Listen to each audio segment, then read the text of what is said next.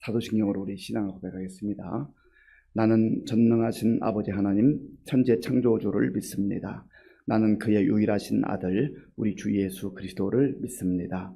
그는 성령으로 잉태되어 동정녀 마리아에게서 나시고 본디오 빌라도에게 고난을 받아 십자가에 못 박혀 죽으시고 장사된 지 사흘 만에 죽은 자 가운데서 다시 살아나셨으며 하늘에 오르시어 전능하신 아버지 하나님 우편에 앉아 계시다가 거기로부터 살아있는 자와 죽은 자를 심판하러 오십니다.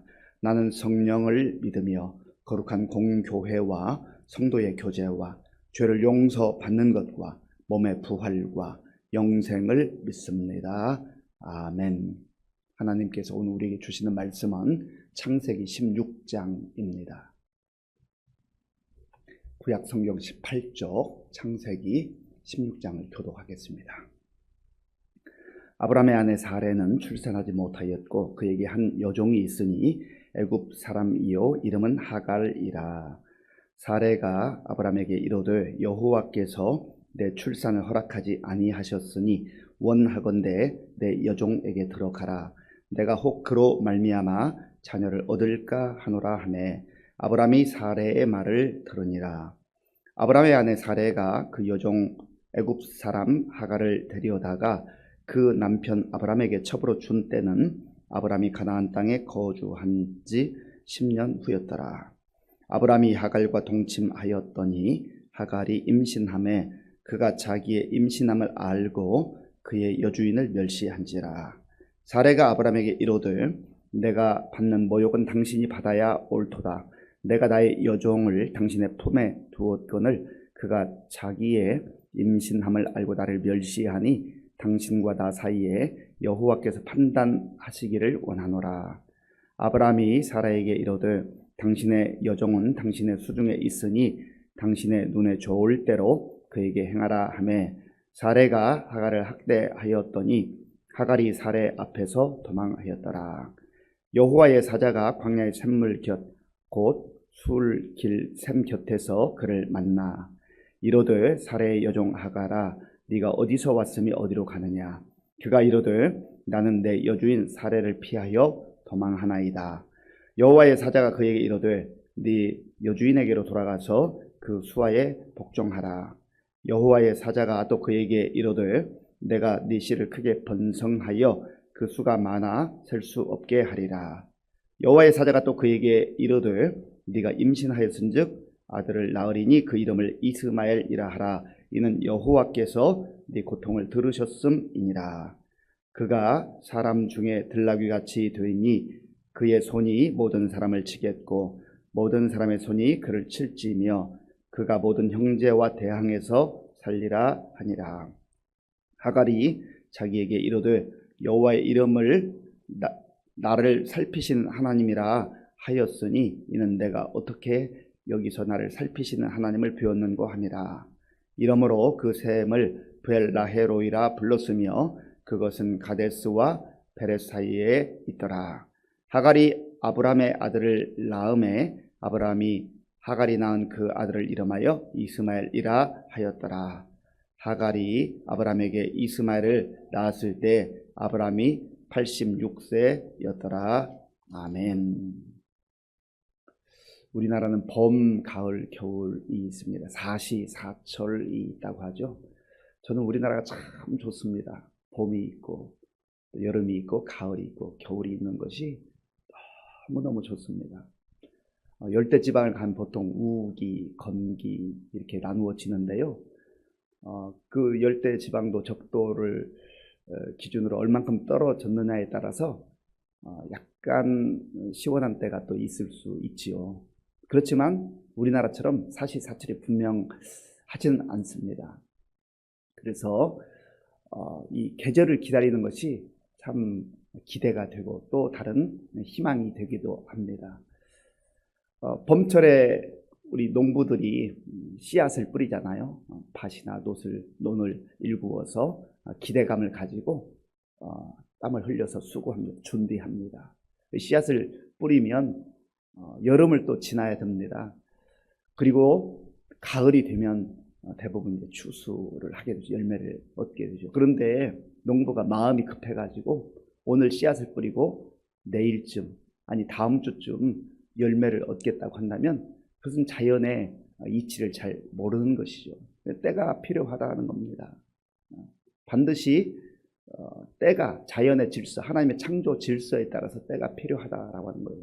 요즘에는 또 그 때를 거스르는 경우가 참 많습니다. 그리고 하나님께서 만드신 그 창조의 질서를 조금 흐트러뜨려 가지고 어떻게든지 그 기간을 좀 단축해 보려고, 이거는 사실은 경제적 측면에서 상업적 측면에서 보면 뭐 얼마나 효율적이겠습니까? 그런데 하나님의 때를 우리가 잘 분별하고 그 때에 맞게 사는 것이 필요합니다. 그렇지 않으면 당장은 이득이 되는 것 같고 많은 유익이 있는 것 같지만 결국은 거기에 대한 대가를 더 혹독히 치루어야 되는 경우가 많습니다. 요즘에 우리가 보고 있는 이 기후 이상, 기후가 변화되어서 많은 어려움이 있잖아요. 이것을 원래대로 되돌리기 위해서는 지금까지 얻었던 이득, 인간들이 자기의 욕망과 탐욕, 그 시기를 인위적으로 이렇게 당기고 하는 이런 부분에 대한 대가를 혹독하게 치러야 되는 거고, 앞으로도 그 비용은 어마어마한 비용을 치러야 할 것입니다. 그래도 이게 한번 무너진 질서가 회복되는 게 될까 말까 하는 그러한 위기 가운데 있지 않습니까? 그래서 우리가 이 때를 기다릴 줄 알고 그 때를 적정하게 유지하고 관리하는 것이 참 중요하다 하는 겁니다. 오늘 본문에 보면 우리 인생에도 하나님께서 허락하신 때가 있는데 그 때를 인위적으로 당기고 또 하나님의 방법이 아닌 인간의 방법을 취함으로 말미암아서 훗날 얻게 되는 그러한 고통의 역사를 볼 수 있게 됩니다. 1절 말씀, 오늘 본문 1절 함께 읽겠습니다. 아브라함의 아내 사레는 출산하지 못하였고 그에게 한 여종이 있으니 애굽 사람이요 이름은 하갈이라. 아멘. 사레가 아직까지 출산하지 못하였다. 창세기 12장에 보면 하나님께서 아브라함을 부르실 때 내가 너로 큰 민족을 이루게 하겠다 약속해 주셨습니다. 자손이 있어야, 자녀가 있어야 민족을 이루는 것 아니겠어요? 당장 지금 눈앞에 자식이 없는데 민족을 어떻게 이룬다는 것입니까? 하나님은 큰 계획을 가지고 계시고 하나님은 지금 눈앞에 있는 것만 보시는 게 아니라 저 멀리 보시는 거예요. 멀리 보시고 전체 그림을 보시고 전체 역사를, 아브라함의 생애 그리고 사라의 생애뿐만 아니라 전 인류의 역사를 다 보고 계시고 그림을 그려놓으시고 그 중에 한 부분을 말씀하신 것이죠. 그리고 하나님께서 또 롯과 아브라함이 헤어질 때도 롯이 떠나고 나서 아브라함에게 동서남북을 보라, 내가 너에게 줄 것이다, 너의 자손들에게 줄 것이다 약속해 주셨어요. 우리 창세기 15장 어제 말씀에서도 하나님께서 아브라함 그 하늘의 뭇별을 보여주시면서 너의 자손이 저 뭇별과 하늘의 별들처럼 많아질 것이다. 하나님이 이런 약속들을 주셨는데 여전히 현실은 사레는 출산하지 못하였고, 이게 우리를 힘들게 하는 거죠. 아브라함과 사레가 하나님 주신다고 했는데 언제지? 언제까지 기다려야 되지? 세월은 점점 흘러가고 나이는 들어가고 이거 안 될 것 같은데, 그래서 사레가 남편 아브라함에게 국리 끝에 제안을 합니다. 2절 말씀 제가 읽겠습니다. 사레가 아브라함에게 이르되 여호와께서 내 출산을 허락하지 아니하셨으니 원하건대 내 여종에게 들어가라. 내가 혹 그로 말미암아 자녀를 얻을까 하노라 하매 아브라함이 사레의 말을 들으니라. 아멘. 여호와께서 내 출산을 허락하지 않으셨으니, 그렇죠. 생명은 하나님께서 주시는 것 아니겠습니까? 하나님께서 허락하지 않으셨으니 우리가 이제는 다른 방법을 찾아봐야 되겠다. 여기서 다른 방법이라고 하는 것은 고대 근동에 이와 같이 사례와 같이 한 남편의 아내가 되었는데 출산을 하지 못하게 되는 경우에 다른 여인 첩을 맞아들여서 그 여인으로 하여금 대를 이어가는 것이었습니다. 그리고 첩이 아들을 낳으면 그 아들이 첩의 아들이 되는 것이 아니라 이 주인, 안주인의 아들이 되는 이러한 문화가 있었습니다. 그러니까 하나님께서 지금까지 안 주시는 거 보니까 아마 이런 방법으로 주신 것 아니겠는가. 이 사례도 참 고민이 많았을 것 같아요. 성경이 우리에게 요약의 말씀을 주시지만 우리가 깊이 들어가서 사례의 그 심정, 그 상황들을 생각해 보면 얼마나 여인으로서 갈등이 많았겠습니까? 그래도 이런 방법을 통해서라도 하나님께서 주시는 것 같다. 그런 생각을 하고 고민 끝에 남편에게 말을 하게 되는 것이죠. 그런데 사례가 아브라함에게 하는 말이 있어요. 내가 혹 그로 말미암아, 그는 그 앞에 보면 내 여종에게 들어가라 했는데 내가 혹 그로 말미암아 자녀를 얻을까 하노라. 여기서 얻는다라고 하는 단어는 바나라는 단어예요. 바나. 시편 127편을 보면 여호와께서 집을 세우지 아니하시면 세우는 자의 수가 헛되며 그랬는데 세운다, 집을 세운다라고 할 때 그 단어가 바나입니다. 그러니까 여기서 얻는다, 세운다 똑같은 단어예요. 집을 세우고 싶다는 거죠. 견고하게 튼튼하게. 내가 지금 이 하갈을 통해서, 여종 하갈을 통해서 내 집을 세워나가야 되겠다. 그런데 사례의 그 심정은 이해가 되지만 이것은 사실 하나님의 방법이 아니거든요. 하나님의 방법도 아니고 하나님의 때가 아닌데 사례가 견디기 어려운 거예요. 그때까지 기다리기 어려운 거예요. 이런 상황 속에서 아내의 말을 들은, 사례의 말을 듣는 아브라함이 어떻게 해요? 2절 끝부분에 보면 아브라함이 사례의 말을 들으니라. 아브라함도 속이 탔겠죠. 그런가 봐. 분명히 하나님께서 네 몸에서 날짜를 주겠다. 15장에서도 하나님, 상속자는 엘리에셀이면 족합니다. 내가 종으로 데리고 엘리에셀이면 족합니다. 그래 하나님께서 아니야. 내가 네 몸에서 날짜, 그를 너희 상속자로 줄 거야. 말씀하셨음에도 불구하고 아브라함도 갈등 끝에 또 사례가 이렇게 얘기하니까 그런가 보네. 이렇게 동의한 거죠. 야, 아브라함이 믿음의 조상이라고 하는데 어떻게 이렇게 쉽게 이렇게 사례의 말을 들었을까? 그렇게 말할 것은 아닌 것 같아요. 이 말씀을 깊이 묵상해 보면 이 모습이 사실 어떻게 보면 우리의 모습 아닌가요? 우리도 갈등이 참 많아요. 신앙생활 한다 해서 갈등이 없는 게 아니에요. 어떻게 보면 신앙생활, 하나님을 믿고 하나님의 말씀을 들으면 갈등이 더 많아지는 경우도 있어요. 왜냐하면 전에는 하나님의 방법이 아니라 그저 내 방법과 세상의 방법과 사람들이 많이 가는 그 길, 그 방법으로 살았으면 사람은 되는데 이제는 하나님의 방법과 하나님의 때와 나의 방법과 나의 때와 세상의 방법과 세상의 때와 이게 충돌이 되거든요.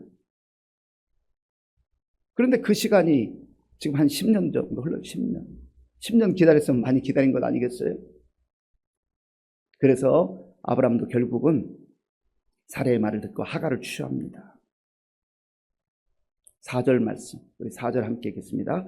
아브라함이 하갈과 동침하였더니 하갈이 임신함에 그가 자기의 임신함을 알고 그의 여주인을 멸시한지라. 아멘. 그 중간 부분까지 우리가 중간 부분에 한번 나눠 생각해 보십시다. 아브라함이 하갈과 동침하였더니 하갈이 임신함에, 여기까지만 보면은요 너무 기가 막힌 거예요. 야, 그럼 그렇지.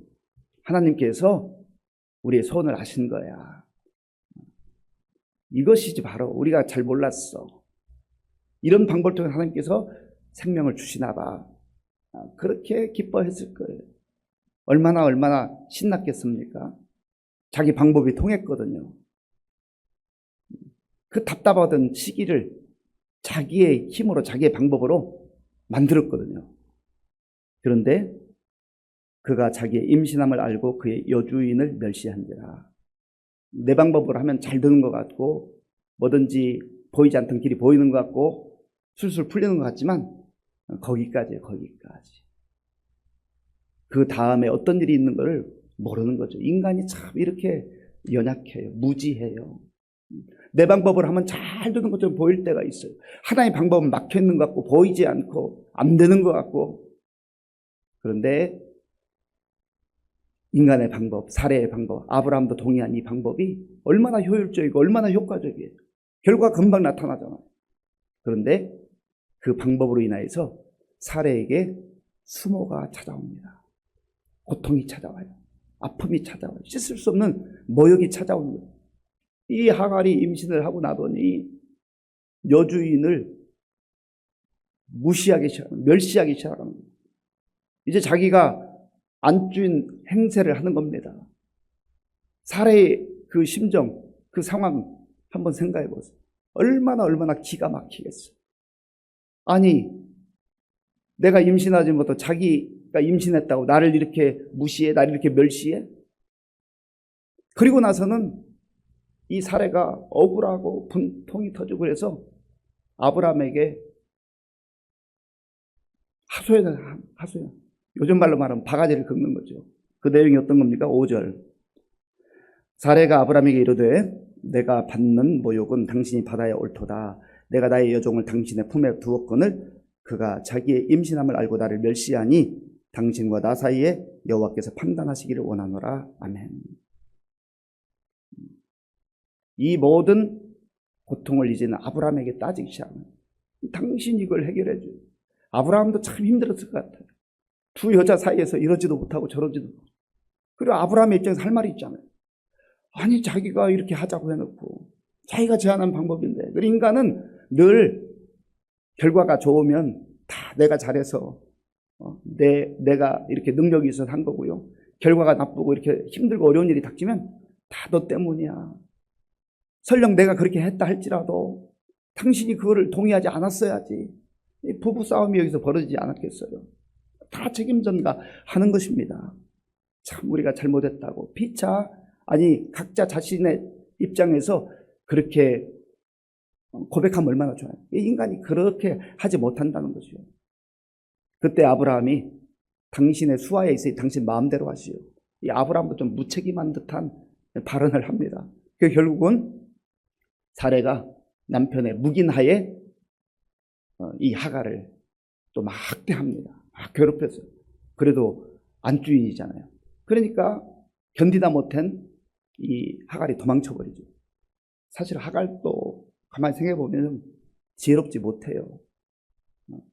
좀 적나라하게 표현하면 미련한 거죠. 아니, 자기가 그래도 여종인데 임신했다 해서 그 안주인 사례를 그렇게 모욕하고 멸시하면 되겠습니까? 안 되잖아요. 인간이 그런 존재예요. 이것은 성경에만 있는 얘기가 아니라 오늘 이 시대에도 약간의 상황은 다를 수 있지만 여종이면 여종의 그 위치를, 지위를 생각하면서 그렇게 살아야 되는데 뭐 조금 상황이 좋아지면 고개가 뻣뻣해지고 교만해지고 교만한 거죠. 자기 분수를 모르는 거죠. 그러다가 쫓겨나게 된 것 아니겠습니까? 이 고통 가운데 있는 하갈, 이제 임신은 했지만 불행한 가운데 빠진 이 하갈이 길을 헤매고 있을 때 여호와의 사자가 그를 만나줍니다. 너 어디서 와서 어디로 가느냐? 네가 가는 길이 어디냐? 한마디로 말하면 너 지금 잘못된 길로 가고 있다. 너 엉뚱한 방향으로 가고 있다. 네가 힘들지만 네가 있어야 할 자리는 거기가 아니다. 그러면서 네 여주인에게로 돌아가라. 그렇게 말씀하시는 거예요. 하나님께서는 하갈을 무시하지 않아요. 하갈을 외면하지 않아요. 하갈까지도 하나님께서 품어주시고 다시금 가정으로 돌아가게 하시는 것이죠. 그리고 네가 아들을 낳을 것인데 그 이름을 이스마엘이라 하라. 여호와께서 너의 고통을 들으셨다. 그래요. 그러니까 이 하갈이 부엘 라헤로이, 하나님께서 나를 살펴주시는구나. 나 혼자 정말 외롭게 쓸쓸하게 가는 그러한 인생길인 줄 알았는데 하나님께서 나를 바라보시고 나를 기억하시고 나를 만나주셨다 하는 거죠. 그리고 돌아가서 아들을 낳았습니다. 그리고 그의 이름을 하나님께서 말씀하신 대로 이스마엘이라 지었습니다. 우리가 이 말씀을 깊이 묵상해 보면 아브라함의 방법대로, 사례의 방법대로, 인간의 방법대로 하나님이 정하신 그 때를 거스르고 결과물을 냈어요. 아들을 얻었어요. 그런데 인간의 방법으로 인한 그 방법을 선택함으로 하나님의 때가 아닌 자기의 때를 맞춰 삶으로 인하여서 받아야 했던 고통은 처절했고, 그리고 그 고통은 역사적으로 지금까지 흘러오고 있습니다. 우리가 꼭 기억해야 될 것은, 늘 하나님 앞에서 기도해야 될 것은, 하나님의 방법입니까? 이것이 하나님의 뜻입니까? 하는 걸 늘 물어야 돼. 이게 효율적이냐, 효율적이지 않느냐, 그것은 내 입장이고요. 하나님은 우리보다 훨씬 더 효율적인 하나님이세요. 우리가 잘 몰라서 그렇죠. 그리고 내 때에 맞추려고 하지 말고 하나님의 때까지 약속의 말씀을 붙들고 기다리며 기도할 때 하나님께서 하나님의 때가 되면 반드시 안 될 것 같고 이게 불투명하고 그렇지만 하나님의 때가 되면 반드시 하나님께서 이루시는 하나님의 것을 알고, 오늘도 우리가 잘 보이지 않고 풀리지 않는 것 같지만 약속의 말씀 붙들고 하나님 방법대로 하게 해달라고, 하나님 때까지 기다리게 해달라고 그렇게 기도하며 하나님의 사람들로 나아갈 수 있는 저와 여러분들이 될 수 있기를 바랍니다. 아버지 하나님 감사합니다. 아브라함과 사레가 하나님의 약속을 받았음에도 불구하고 10년을 기다렸지만 결과가 없을 때에 자기들의 방법으로, 인간적 방법으로 하갈을 취함으로 아들은 얻었지만 그 과정에서 그 이후에 수많은 고통과 아픔 가운데 놓인 것을 말씀 통해서 보았습니다. 하나님의 이 말씀이 오늘 우리의 삶 속에서도 늘 우리를 유혹하기도 하고 미혹하기도 하고 우리의 마음을 흔들기도 하는 것을 봅니다.